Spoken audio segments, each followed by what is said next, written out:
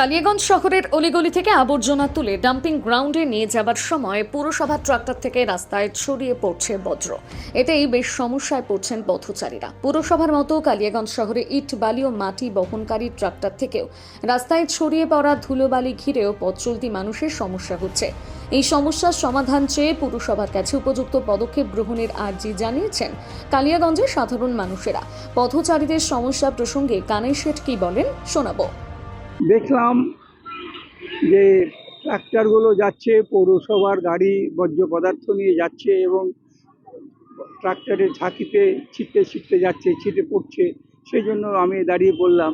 তবে আমার মনে হয় এইভাবে এতে পরিবেশও দূষণ হচ্ছে।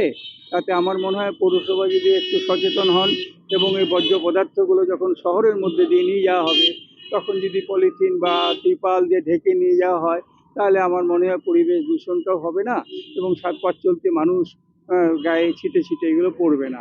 এই ব্যাপারে যদি পৌরসভা একটু সচেতন হন, তাহলে আমার মনে হয় ভালো হবে। আমি একজন সাধারণ নাগরিক হিসাবে এই আবেদন রাখছি পৌরসভা।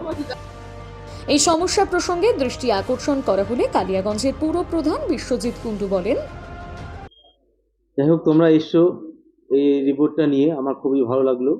আমরা যেরকম পরিষ্কার করছি, যদি নোংরা হয়ে যায় পরবর্তীতে, এটা একটা খারাপ জিনিস।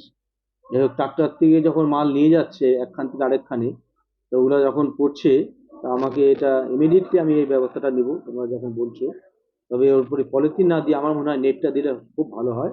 তাহলে মালটা হয়তো নিশ্চয়ই ওখানে আটকে যাবে, কিন্তু বের হবে না। এটাই অবশ্যই করবো। উত্তর দিনাজপুর থেকে অনুপ জেসওয়ালের প্রতিবেদন, নিউজ টুডে।